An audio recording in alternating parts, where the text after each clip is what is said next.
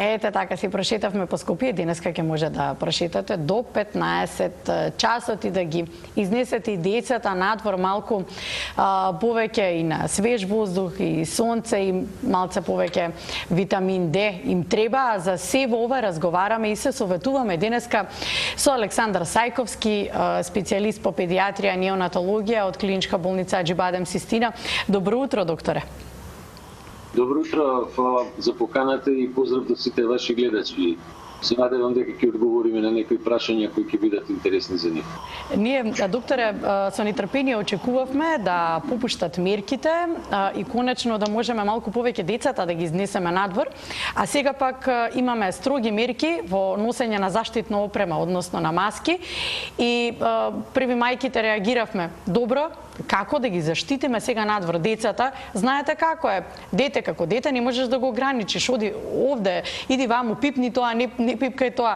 Како сега да се однесуваме во наредниот период? Пред се, сакам да ви кажам, добро што го споменавте на почетокот на малку излагање на сонце и Д-витамин, затоа што Д-витаминот е главниот носител еден од главните носители и помагатели на имунитетот. А ние, без оглед што сме земја која што е доста сончева, за жал многу деца и многу возрастни луѓе се со дефицит на Д-витамин. Што се однесува до овие мерки и ова што сега треба да се спроведе, односно да се олабави малку комуникацијата, ја навистина многу пати сум кажувал во разни интервјуа, меѓутоа и сите релевантни институции тоа го кажуваат, ве молам, држите одредена дистанца. Значи се работи оваа инфекција која е класична вирусна инфекција за која ние немаме така наречена каузална терапија, нели, кога би била бактериска инфекција, ние ги лекуваме бактериите со антибиотици. Овдека немаме директна, таа се пренесува каплично со кашлање, со кивање, со непосреден контакт. И основата на спречување на оваа инфекција е да постои таа така наречена дистанца или социјална дистанца што ја збориме, нели, помеѓу возрастните, но и деца. Сега за децата ќе биде период на малку поголем ризик, затоа што ќе бидат изнесени во паркови и ќе шетаат сите веројатно во тек на денешниот ден и во наредните денови, а детето не можете да го задржите на едно место. Не можете да не дозволите да се приближи на друго дете. И затоа треба да се внимава многу, особено до оној феномен што кај децата сите статистики покажуваат во однос на корона инфекцијата, односно овој COVID-19, дека 6% од сите деца може да немаат никаква симптоматологија, да го носат вирусот и да го пренесуваат во својата околина. Што не е мала бројка и на сето тоа треба да се има во предвид дека дури 51% од децата кои што фаќаат COVID-19 имаат релативно лесна симптоматологија, која не е толку тешка и исто така се лесно преносливи во самата околина. Затоа треба навистина ги молам сите родители да внимаваат на таа близина и контакт во парковите. Знаете како, сега ме разбирате комплетно вие и како родител, се разбира сега и како дедо имате и внучиња, и како психички пред се ќе се одрази тоа децава да им кажеме не пипкај тоа, не оди таму, внимавај. Нашиот менталитет е, знаете каков, возрастните кога ќе се видиме со пријатели, со роднини, прво сакаме да се изгушкаме и од мали децата кога ќе видат свој другарчиња, како им велиме, ајде гушни го, поздрави го, баци го. И сега нареден период апсолутно сите навики треба да се одвикнеме од истите. Добро, точно е тоа, нели?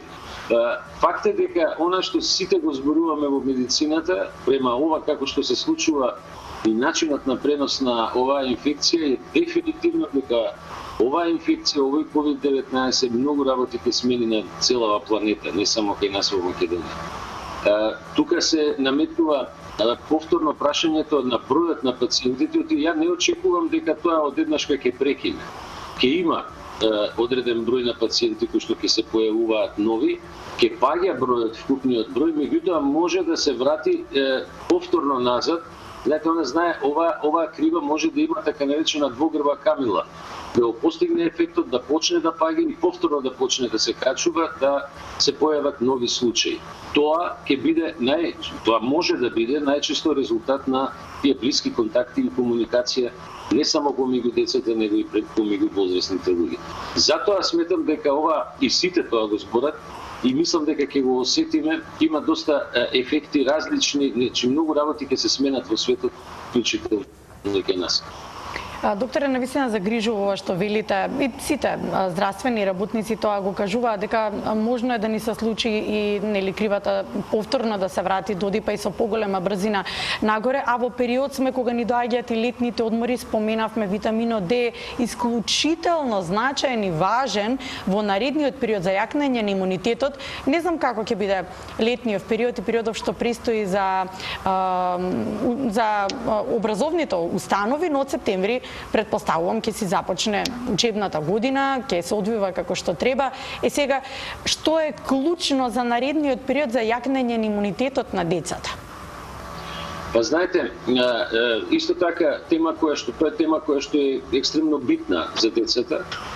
Најбезболно, така да кажем, и најприродно е да се одржува имунитетот со користење на Д-витамин, ако нема доволно сонце или излагање на сонце во оптималното време, во тој случај користење на суплементи на Д-витамин. На тоа исто така многу е битно да се додаде, што не го споменавте, значи комбинацијата со омега-3 масни киселини, ако веќе се користи како суплемент, и користењето на пробиотиците кои што се на свој начин, да кажам, природни имуномодулатори, односно имуностимулатори. Постојат неколку типа на пробиотици кои што во основа имаат такво, ние го велиме, имуногено дејство, односно го засилуваат имунитетот на децата. И тоа е нешто што во многу земји се користи и мислам дека треба кај нас нешто повеќе и помасовно да се користи за подигање на имунитетот, особено во овој летниот период и во припремата за наредната школска година која ќе дојде во септември. Секако дека во однос на ковид инфекцијата, јас лично очекувам дека до септември ќе се смири сето тоа нормално, меѓутоа повторното групирање и можноста за повторно јавување управо ни налага да користиме кај децата вакви имуномодулатори или имуностимулатори. Постојат и други нормално, но тие се веќе не треба да се користат без совет со својот педијатар. Ги следим изминатиот период повеќе од Светската здравствена организација и тоа што тие наметнуваат како правила и како совети и мислења. И еве конкретно во поглед на маските. Велат децата да не носат маски. Кој е вашето мислење на таа тема? Оти викаат оној воздух кој што се издишува, се вдишува повторно, тука е затворен. За децата во периодот кога се и пролетните алергии доста активни и не е добро. Па кај маските, знаете како, кај децата ние не ги користиме особено во првите 2, односно 3 години, заради анатомијата на дишните патишта и малиот волумен на дишните патишта кај децата и едноставно маските не можат да дишат децата добро.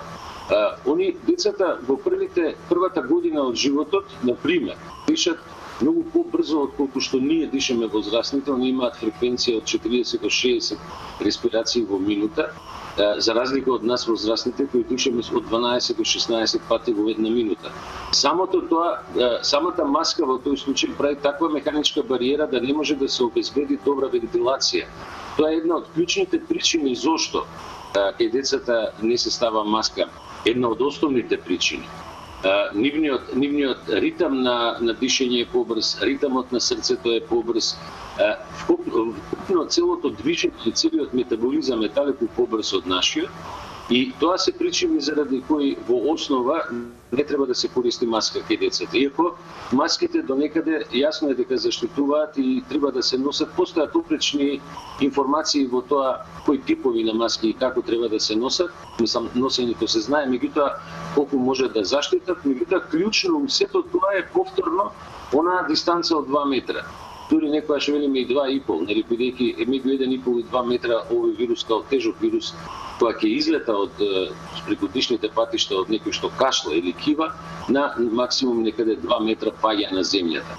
Така да, ако сте вие на поголема дистанца, во тој случај сте заштитени и вашето дете е заштитено. Дополнително се штити со маска. Ги споменав пролетните алергија, не може да не ве прашам, и тие не бираат години, деца, дури и бебиња ги имаат. Сега во периодот во кој што навистина се зачестени и сега повеќе ќе излегуваат надвор, како да се препознае кај детето? Дали е алергија, дали пак е симптом на нешто друго? Оти може да е и било кое респираторно вирусче. Не мора да одиме до крајноста дека е ковид. Да, сигурно. Значи, пред се кога зборите за алергијата, морам да напоменам дека алергиите се во основа состојби, сега да кажеме болести или состојби, на 21. век. Драматично е сменет целиот концепт на појавување на алергии. Денеска имате огромен процент на луѓе кои што развиваат алергии, вклучително и деца. А алергијата и алергиските реакции фактички представуваат нарушување во имунитетот, односно дисбаланс во два дела од имунитетот, едниот се нарекува ТХ1, другиот ТХ2, и доминира алергискиот имунитет. Она што е сигурно, денеска што го гледаме, тоа е огромниот број на деца кои што развиваат се почесто алергии во помала возраст, се појавуваат, тоа вие знаете како, тоа е данок на модерниот живот. Алергиите, како што и аутизмот, иако не е тема денеска тоа, како што и аутизмот е данок на модерниот начин на животот. По основа, сите оние средства кои што ги користиме, од типот на разни пестициди, органофосфати, кои што се од штетните типови, кои што не се отстранети од зеленчукот од овошјето, а ги даваме на децата да ги јадат, може да бидат причина за нарушување на имунитетот, за длабоки нарушување на имунитетот и појава на алергиски реакции. Тоа е нормално една причина, не е главна. Добро, тоа ни е периодот сега, нели, од една страна тие се активни, од друга страна па вирусот е активен и некако навистина сме и помалку избунети, нели, во поглед на симптомите што и како треба да препознаеме, но зборуваме постојано за излегувањето надвор и поголема можност сега и дозвола да се излезе надвор. Па сега еве да отвориме една тема. Изминатиот период како почна се во ова со коронавирусот, со COVID-19 и некако и бевме под некој притисок дека се треба да се дезинфицира. Се треба да се пребришува во домот, неколку пати пребришуваме, правиме, па не знам, кваките и така натаму. И сега кога повеќе можат и децата надвор да излезат, но и во поглед на играчките, верувам дека повеќето ќе сакаат да се земат играчки или како и да е, треба ли тие да се дезинфицираат, треба ли рачињата постојано да им се дезинфицираат, да не бидеме робови од една страна, од друга страна, па да бидеме и внимателни, како да се однесуваме? Знаете како, морам да признам, као и преска што кажавме, дека оваа ковид инфекција ќе го смени светот, тоа е дефинитивно и во овој поглед. Од една страна, хиперчистотата, така наречената хиперчистота, води до појава на алергиски болести. Значи, кога вие имате во земји каде што имате хиперчисто одржување на децата, и нив има поголем степен на алергија. Во земји каде што имате инфективни, значи имате инфекции чести кои што се повторуваат, бројот на деца кои што се со алергии е помал, ама тоа се должи на цело време активирање на тој ТХ1 систем имунолошки кој што се бори против инфекциите, а го инхибира делот каде што е за алергија. Сега се најдовме во ситуација, и затоа во последните години се збори за таа теорија на хиперчистота, велиме, пуштите ги децата нека играат у као, пуштите ги нека се испрљаат, а сега се доведовме во ситуација да мораме све да стерилизираме заради ова. Значи, тука е тој конфликт кој што во моментов се случува. Она што сигурно не го знаеме, ова ковид инфекција, овој коронавирус, има некои своји специфики, како што може да прочитавте вчера, завчера, се пренесува меѓу другото и со солзите. Значи, не е само кашлица. Сакам да кажам, со повеќе типови на екскрети. Ние, за жал, во медицината се уште немаме комплетна слика за тоа како се пренесува севкупно оваа инфекција и каков е начинот и можноста да се уништи. Постоја опречни мислења за неживата средина, например дека може да остане на метал повеќе часови, нели, па дури и денови. Понатаму излегува податоци дека не обстојува толку.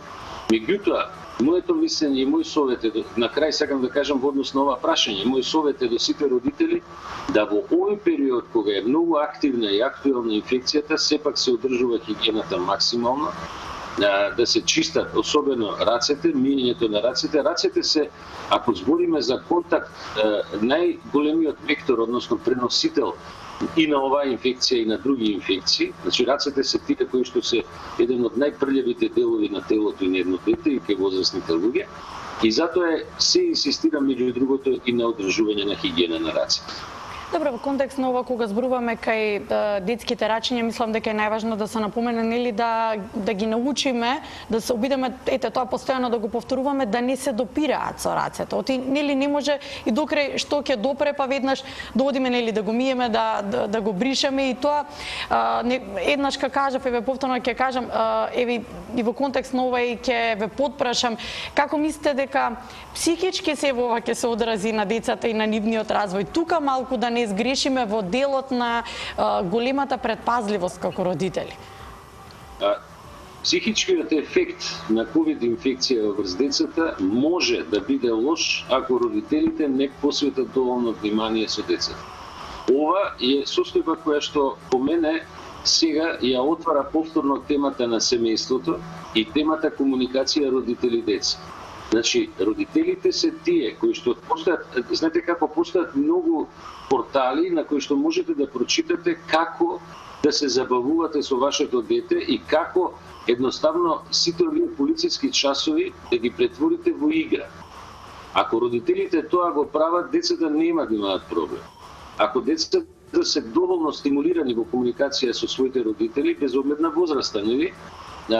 Дали се тоа деца на 2, 3, 5 години, нема да имаат дефинитивно никаков психички проблем. Меѓутоа, ако се децата оставени само така, што би рекле пред телевизор, тогаш сигурно може да има проблеми понатаму. Затоа мој совет е повеќе комуникација и повеќе игра, разговор, игри кои што се оние социјални игри што велиме, заеднички игри, во кои што ќе има размена на зборење, на топлина и пренос на љубов од страна на родителите. Значи, јас сум кажал, мислам дека и во вашата емисија еднашка кажав, дека дечињата имаат желба само за две работи. Децата имаат желба за храна и за љубов, за ништо друго. Многу убава порака до родителите и би сакала и да завршиме и со порака до нив.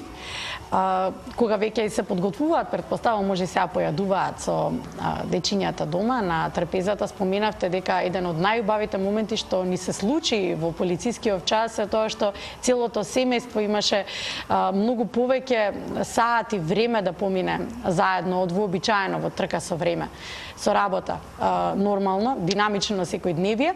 Што ќе порачате? Оти сега се подготвуваат и денеска ќе излезат во парк, да шетаат на свеж воздух, каде да се насочат пред се во овој период кога имаме повеќе време да прошетаме надвор со децата? Значи сега овој период, овој можем да речем малку критичен период, нели?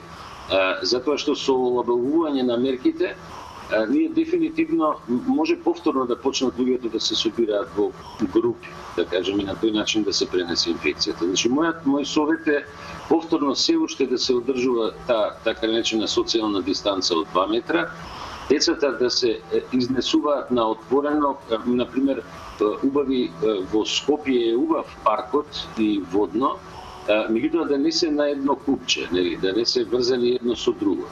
Тоа е една работа што топло им ја советувам и да го одржуваат имунитетот. Не губете го вашиот имунитет. А сакам уште само ова да го споменам дека она што преска го рековме за желбите на децата, конечно светот свати дека клетка на секој општество е сепак семејство. ни се вратија и ни се возобновија, можам да кажам, етички норми, општествени норми на кои што треба секој општество да се базира. Ви благодарам на сиве овие совети, некако безбројни се прашањата до вас, а времето ограничено. Ќе оставиме простор, се разбира, и за наредниот период повторно со вас да комуницираме и совет и разговор. Секогаш сте добре дојден со вашите совети. Благодарам. Благодарам и вас. И благодарам и на поканата. Почитувани, тоа беше доктор Александар Сајковски, специјалист по педиатрија, неонатологија. Ги слушнавте неговите совети. Се надевам дека и како ви се во корист за подобра организација во наредниот период, кога треба малце повеќе да бидеме внимателни во поглед на тоа што ни е дозволено повеќе и да излегуваме и да шетаме. Се надевам дека ви беа од корист.